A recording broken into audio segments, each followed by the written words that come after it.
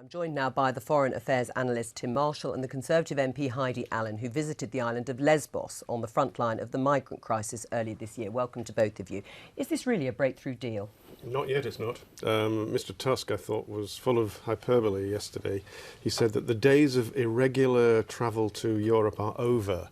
That's quite a statement to make. They're not. There'll be another 2,500 people coming today anyway. The practicalities of the deal, theoretically, it looks good. One for one sounds a great idea. But A, the practicalities of sorting out who is Syrian and who isn't, which country they come out of and which country they go to. And then the biggest, because Libya has not been mentioned in this, and Libya's getting worse, and there could be, what happens if you go across to Italy? Because the agreement is between Greece, they tow people back to Turkey. But the biggest problem is the one for one.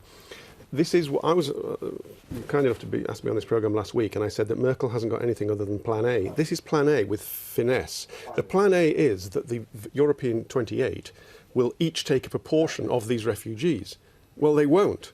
And so how are you going to have the one for one? Who is going to take them? And that's the problem, because that's already been rejected, that sort of quota system, if you like, certainly by leaders like David Cameron. Do you think that is what's necessary to make anything work in terms of solving this migrant crisis?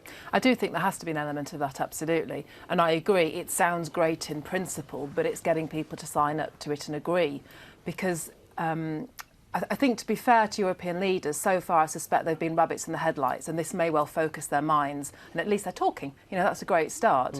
But I do think you're right, it will come to an end point where actually this is about numbers. Right, so you think in the end quotas will be necessary. Do you think EU leaders will sign up to taking a proportion based on, I don't know, population size of their own countries, a proportion of the migrants and refugees that have come across from the Middle East? I think if they can't come to a sensible decision between themselves, then yes, it may well come to that. I mean, is visa-free travel for 75 million Turks an acceptable price to pay for Turkey's cooperation? I'm not an expert on, you know, kind of the economic situation in Turkey. I don't know. Do we need to do a deal? Do we need to work together and find things that work for each of us? Absolutely. Right. I mean, it sounds like this quid pro quo is necessary in desperate times, but it's quite a big price to pay. And Turkey, rightly or wrongly, has extracted a fairly big prize. Who's in the driving seat? The Turks. They have doubled the amount of money they've asked for, which they're going to get. 3 to 6. If the deal goes through. There's a bunch of problems we can come up with, some of which we've already said, but here's another two. For visa-free for all 75 million Turks to be allowed to have travel, not work permits, but visa-free, starting in June, Cyprus, an EU member, has to agree. The price for Cyprus agreeing that Turks can travel EU-free are you recognise the government, the Greek Cypriot government in Cyprus. Well, and that's probably not going to happen, so that's one reason why the deal may not happen. And the other thing I would say, at the moment you're in, supposing this is looking at it very unpleasantly, you're making a huge profit out of these water jackets that don't work, the life jackets that don't work at the moment. People are dying, you don't care, you're making a lot of money. I saw thousands of those in those. Yeah, I mean, there's a huge market, they just simply don't work. Dive out of that, no pun intended, and get into paperwork. Because the paperwork, if you've got 75 million Turks, every single one of these refugees will now try to get Turkish papers. Some of them will get forged Turkish papers, and they will keep coming. And the unintended consequences do seem to be, as you say, sort of never-ending. I'd like to hear a bit about your experiences then in Lesbos, talking about these life jackets, these water jackets that Tim's mentioning. What did you see?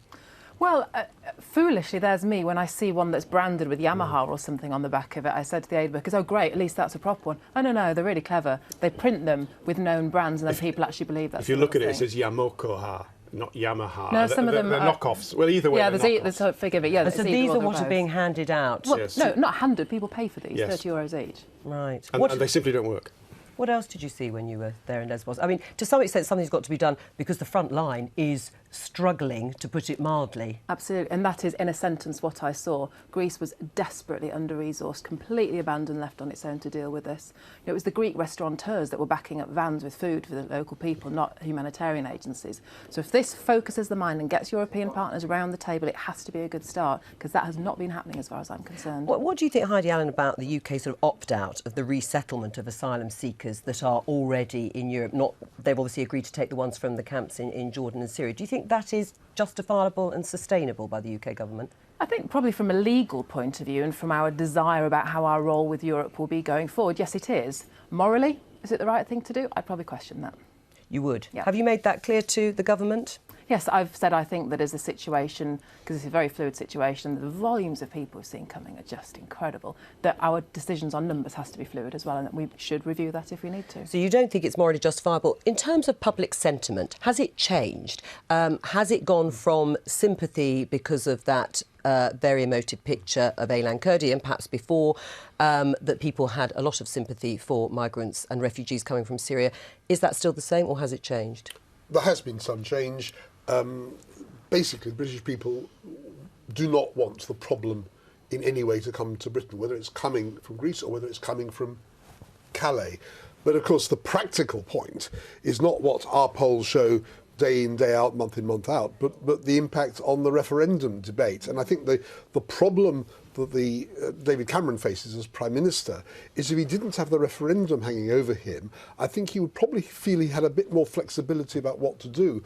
The problem is if he does something which is represented fairly or unfairly as being soft on Europe, soft on immigration, that will play into the European referendum campaign. So I think the referendum campaign closes his options in a bit in terms of domestic politics. And looking at it from a geopolitical point of view, when you look at Turkey, if there is visa-free travel and there are more discussions about potential membership further down the line, I mean, that could be way off. But Turkey, of course, sits in a very strategic position. On its right-hand side is Syria. I mean, it is the sort of border through. How could that change the whole terms of trade of this debate if those things come into play? They have the whip hand. Turkey is the dominant partner between the EU and Turkey in this discussion, which is why the EU is bending over backwards to give it what it wants so far. That's Donald Tusk and Angela Merkel bending over backwards. When you get down to the 28 leaders of the 28 countries, I'm not sure they are going to bend over backwards. So do you not think it's going to hold, this deal? I think, well, we've already said there's a bunch of problems about it holding. Damian Grammaticus, your correspondent, pointed out the legal challenges that will come to it from the United Nations, UNHCR and others. But Turkey is doing an amazing job, actually, of taking care of people, albeit under difficult conditions. They've already spent 10 billion of their own money. They're about to get 4.5 billion out of the EU. But I'm not sure that the deal, A, will go through next week.